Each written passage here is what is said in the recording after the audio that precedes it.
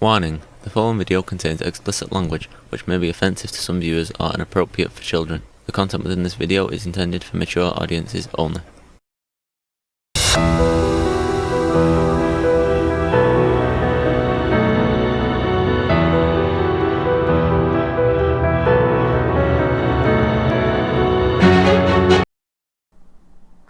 Hello and welcome to this video.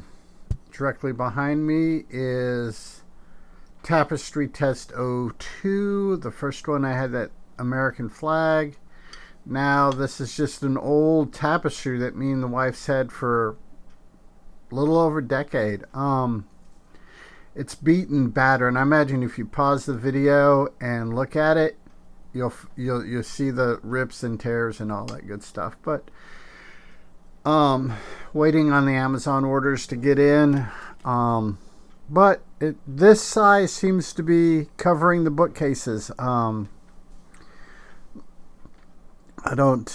It's a suggestion from the wife. She's just thinks it would look better. But we're not here to discuss tapestries. We're here to discuss the black tapes. And the episode 7 Cabin Fever, and let's go.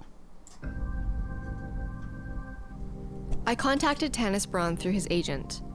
Turns out, he's also a best-selling author ready to release his next book on paranormal phenomena, The Ghost Within. Interesting. Very, very interesting.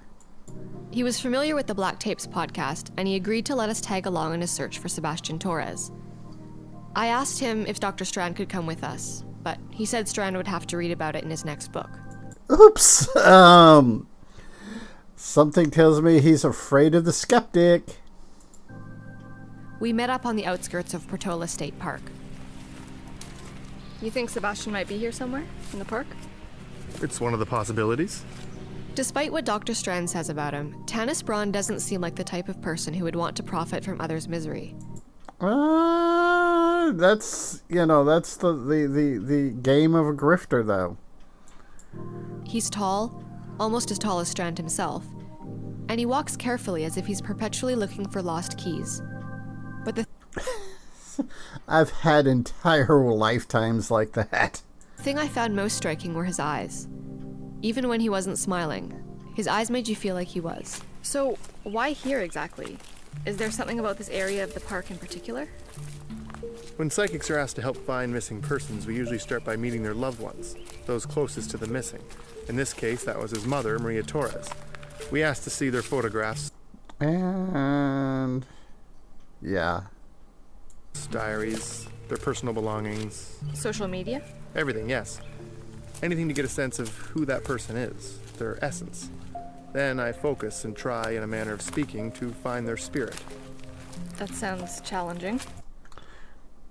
Yeah, that just sounds like a whole bunch of flim-flam to me, but you know. It is. Think of the area we have to cover. So, to be clear, are you saying that you had visions that led you here, to the park? More like a pull. A feeling that I should be coming this way. I drove east from the city and found myself further from the spirit. As I drove back west, I began to feel closer to him. Yeah, that just sounds like a bunch of new age jibber-jabber to me.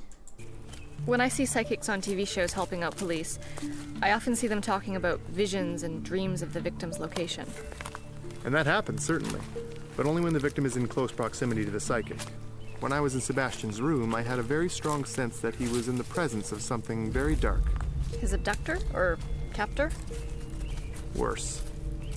What's worse than that? Sebastian isn't in the presence of someone sick. I can't put my finger on it, but I get a sense. Yeah, see, it's the I can't put my finger on it that gives it that whole flim-flam snake oil salesman vibe. Of strong deliberation and dark intent. Yeah. Sounding more and more like a snake oil salesman. When did you know you had this gift?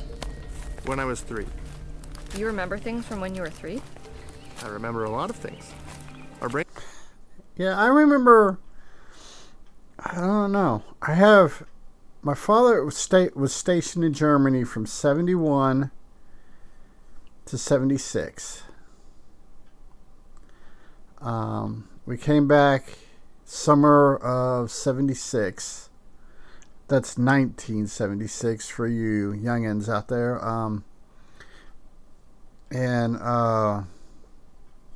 I have memories, very crystal clear memories. They're only 2, 3, 4 seconds long, but they're before my little sister was born, and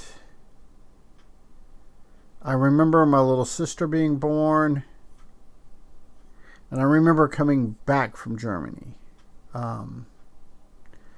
Not sure on the ages. See, 71, I was 1, 2, 72, I'd been 2, 3, 4, 5, and 6. Yeah, I don't know. They're fairly young memories. There's not a lot of them, but they're there. So yeah, it's interesting. Brains are quite remarkable. They have so much storage capacity, amazing capabilities and elasticity, things that most of us take for granted, or more likely never think about at all. And I think it was in the Rabbits video where they got talking about eidetic memory, and it is, we all kind of have we all have eidetic memories. What makes an eidetic memory useful is to be able to call it. People with what we misterm as a photographic memory are just simply people that have very finite control over how they pull their memories. Most of us, it comes in flashes. Some of us, if we concentrate, can pull memories up at will. But it takes effort, takes concentration. But yes, we all have an eidetic memory. It's developing the skills to consciously access it. But, that's my hypothesis. Just based on things I've read on eidetic memory, things I've read on photographic memory and stuff like that. That's the hypothesis I've formed.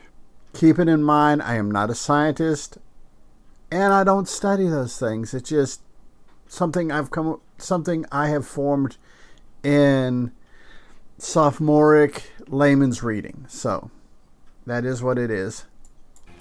Untapped potential. Exactly. I believe all of us have this ability to some degree or another. It's like being athletically gifted.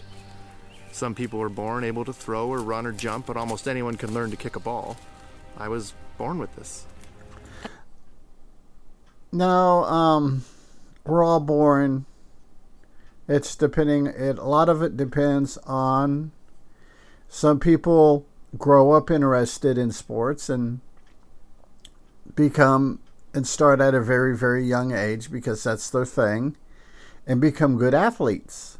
Some people are very interested in reading or astrophysics or stuff like that, and that's where they devote a lot of their brain sweat to, and that's how that happens. I personally don't believe the whole people are predestined thing. Now, I do believe genetics.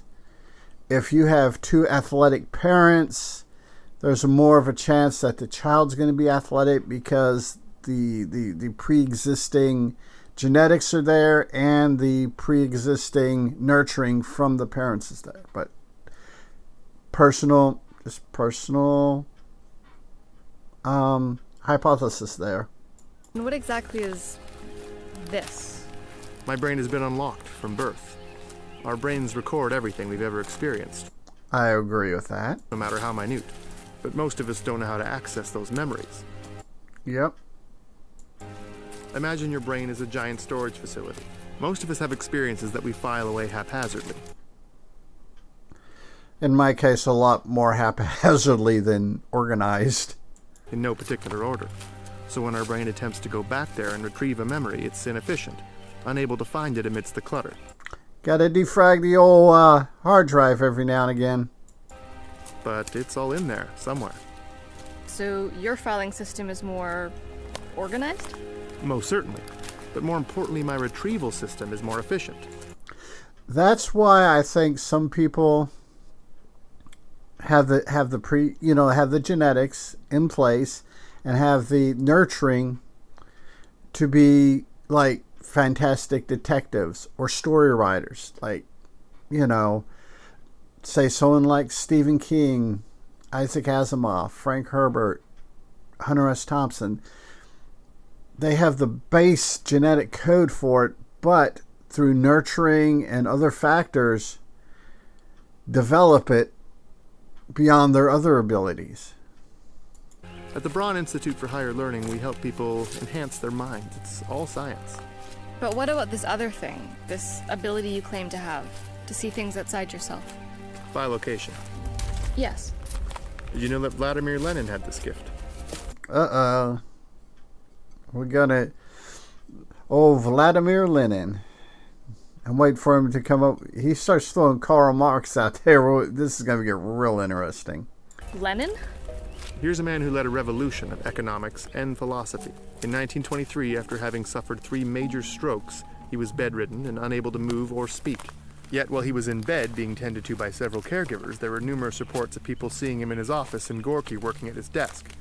People saw him reading in his favorite chair, others saw him going through his papers. Yeah, the whole astral projection thing.